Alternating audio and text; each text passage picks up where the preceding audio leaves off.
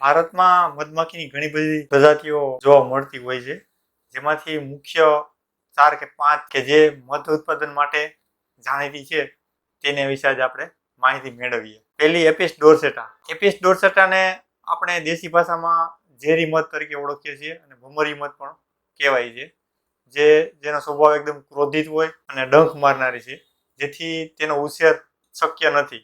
જો તેને છંછેડવામાં આવે તો તે દૂર સુધી પીછો કરી અને ડંખ મારતી હોય છે અને તેના ડંખથી ઘણી વખત મનુષ્યનું મૃત્યુ પણ થઈ શકે છે. આ માખીની કોલોની ઊંચા ઝાડ, પહાડો અને ઝાડની બોખલમાં તેની કોલોની બનાવતી હોય છે અને તે સૌથી વધુ મધ ઉત્પાદન આપનારી માખી છે. હવે બીજી જોઈએ એપિસ મેલિફેરા, જે ભારતીય મૂળ માખી નથી, પરંતુ તેને આયાત કરવામાં આવેલી છે યુરોપિયન કન્ટ્રીમાંથી. તે માઇગ્રેટરી બીજ છે, એટલે કે તેને એક જગ્યાએથી બીજી જગ્યાએ ફેરવવી પડે છે. ભારતમાં આ માખીઓનું કોમર્શિયલ રીતે મધ ઉત્પાદન માટે ઉપયોગ કરવામાં આવે છે. તે વાર્ષિક આશરે એક બોક્સ 30 થી 40 કિલો મધનું ઉત્પાદન આપતી હોય છે. એકદમ શાંત સ્વભાવ, ભૂરો રંગ, નમ્ર અને તેનો ડંખ એટલો અતિ પીડાદાયક નથી હોતો, જેથી તેનું પાલન કરવામાં આવે છે. લાકડાના બોક્સમાં એને ઉછેર કરતા હોય છે. ત્રીજી આવે છે એપિસ ફ્લોરિયા. તે એકદમ નાના કદની હોય છે. વારંવાર તેના પૂડાનું સ્થાન બદલાવતી હોવાથી તેનો ઉછેર શક્ય નથી અને તે ખુલ્લામાં રહેવાનું પસંદ કરે છે. તેની કોલોની ઝાડ ઉપર, ઝાડની બોખલમાં, કૂવામાં કે ખુલ્લી જગ્યાઓમાં બનાવતી હોય છે.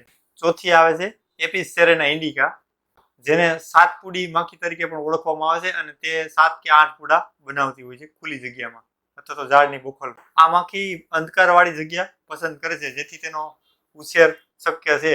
તેને લાકડાના બોક્સમાં આપણે ઉછેર કરી શકીએ છીએ.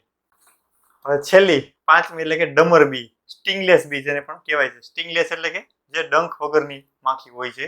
આ પ્રકારની માખી વડલો, પીપળો કે કોઈ પણ ઝાડના પોલાણમાં તેની કોલોની બનાવતી હોય છે.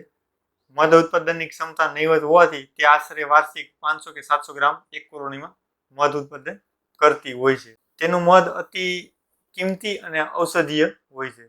તો આવી રીતે મધમાખીનો દરેક પ્રકાર એક કુદરતનો અદ્ભુત ખજાનો છે. તો તમે આમાંથી કઈ મધમાખીની પ્રજાતિને ઓળખો છો અથવા તો જોયેલી છે, તેનું નામ કોમેન્ટમાં જરૂરથી જણાવો. Thank you.